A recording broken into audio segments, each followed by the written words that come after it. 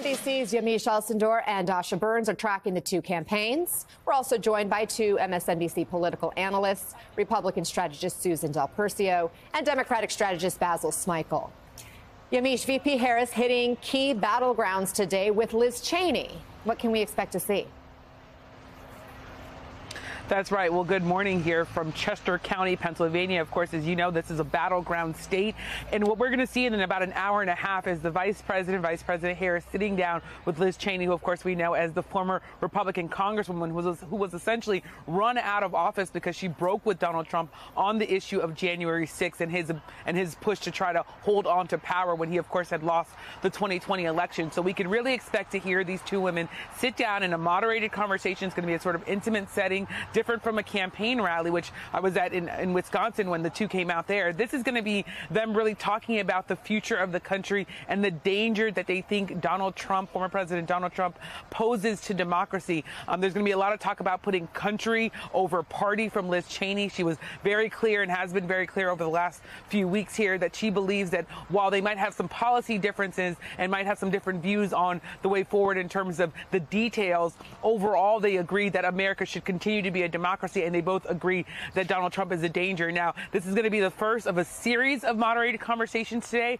She's going to be here in Pennsylvania, then she's going to go to Michigan, which of course is another critical battleground state, and then she's going to end the day in Wisconsin just ahead of early voting. So this is really an attempt by the Vice President and Liz Cheney to come together to say, look, we are two women who don't agree on everything, but we do agree on the fact that Donald Trump is not qualified to be president and that he would put American democracy, the very Constitution, in jeopardy if he were to be elected again. Ana. Dasha, Trump has used colorful language on the trail before, but this was bizarre even for him, especially in closing argument territory. Yeah, Ana, not only closing argument territory, but serious battleground territory. I mean, Pennsylvania is the key, potentially, for winning this election. You talk to his campaign staff. Initially, they'll tell you, look, we have multiple paths. But you start to dig in with his staff and his allies, and they are campaigning as if it's Pennsylvania or bust. I mean, he spent the entire weekend in the Keystone State, first in Latrobe at that rally, and then in the suburbs of Philadelphia, in Lancaster, in Pittsburgh. And this was how he kicked off a rally in Latrobe, Pennsylvania. He spent the first 12 minutes of that rally talking about the late Arnold Palmer. He is from Latrobe, Pennsylvania, which is why the former president started talking about him. But that bizarre turn to talking about how people reacted to him in the shower and his anatomy, that is not the talking points that his campaign want him to stick to. They want him to talk about the economy and immigration, which he did eventually get to. But this was another twist at another Trump rally that is unconventional, to say the least. Yeah, unconventional, to say the least, putting it nicely. Dasha, he also donned an apron for a quick shift at as a fry cook at a McDonald's. This was outside Philadelphia. Tell us about how that came together and what happened.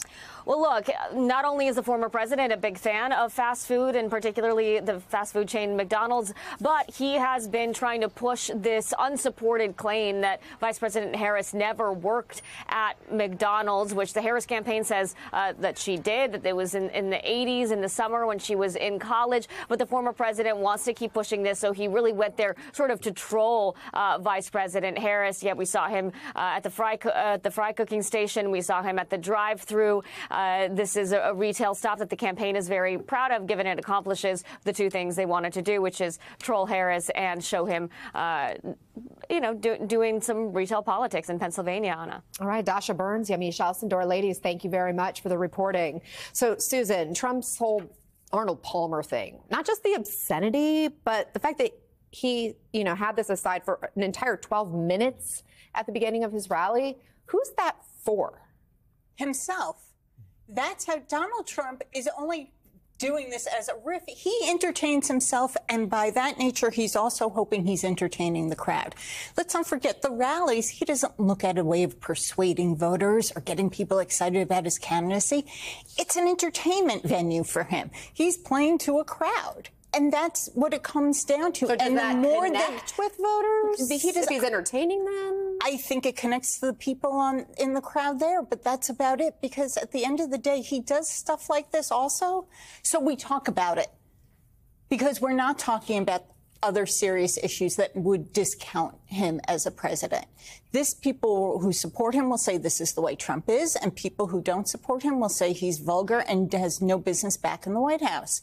But at the end of the day, he's entertaining himself. Although you say he wants people to talk about him, I'm not so sure his campaign wants his people to be talking about this specifically. But I wonder, Basil, I mean, is he in some ways turning himself into his, is he becoming his own worst enemy, turning this election into a referendum on himself? Well, he's deteriorating. Yeah, and I can't speak to the mental capacity of it, but whatever it is that he is supposed to be doing, whatever little discipline he had, that is gone.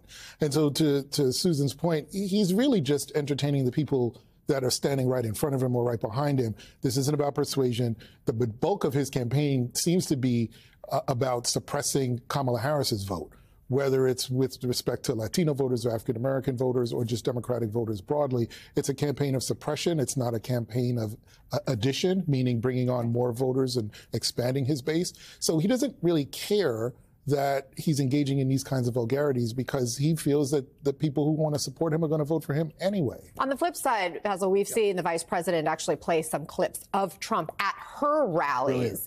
And you think it's brilliant. Is there any risk to doing that, to just focusing on Trump and that potentially drowning out her vision? Not really, because first of all, I do think it's brilliant because that creates an in-the-moment side-by-side. Listen to him, now listen to me. And that's an incredibly powerful thing because what the polling is showing is that she is coming into her own or has come into her own as a candidate, separated from Joe Biden, and drawing a contrast with Donald Trump. And voters are responding to some of her policy conversations now, as opposed to, some of the things that Donald Trump is saying. So that juxtaposition becomes really important for her to be able for voters to cast her in the light of a candidate untethered to the current administration. Speaking of policy, there was a moment at this McDonald's stunt where Trump was asked about the possibility of raising the minimum wage. Watch how he dodged answering that question. Well, I think these people work hard. They're great. And I just saw a process that's beautiful. It's a beautiful thing to see. These are great franchises and produce a lot of jobs, and it's great. And great people working here, too. Susan, Trump has kind of dodged or failed to expand and get specific on economic policies when he's been pushed to. We saw it at the Economic Club in Chicago as well. Is that a potential turn off for some Republicans, do you think? Let's put it this way. The Republicans who really don't want to vote for Donald Trump but aren't happy with the choice of Vice President Harris, I think these kind of answers cement their feelings about not voting for Donald Trump. And the reason is because he can't be specific. The best he gets is, I have a concept of a plan. That's all he can offer. And these are serious times. And I agree with Basil, showing the side-by-side, whether it's at a rally of Donald Trump and herself, or their economic plans or anything else. It shows that we've got to focus. We've got 15 days left. Who are you going to put in the White House?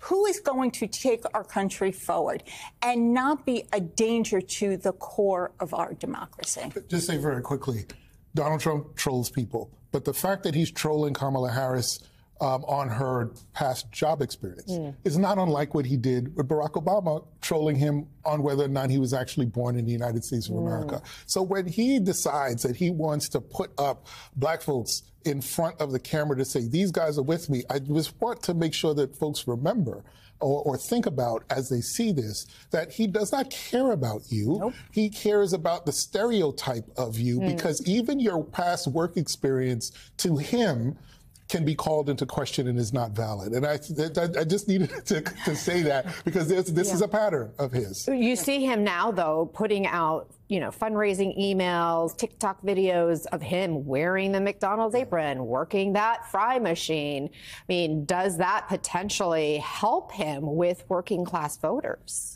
Well, I think the design is to help him with working class voters, but I would also remind that places like McDonald's and Starbucks and Apple and Amazon are trying to are trying to unionize. So there are real worker issues that need to be addressed that the Democrats are addressing, he clearly is not addressing. And it doesn't help that you have an Elon Musk out there saying, I'm just going to give away $1 million, which should be investigated, by the way. Talking about giving out $1 million, that does not address the key economic issues that voters are looking for. I agree 100%, except here's the thing. It is a picture. It is something that plays out. People are not paying attention very closely, to every single little thing. So they see a picture of him at McDonald's and they may say, go look at that, Donald Trump working at McDonald's, and that may be all they know about his economic plans. Right. Susan, we also know Liz Cheney and Kamala Harris will be campaigning together today. What are you watching for there?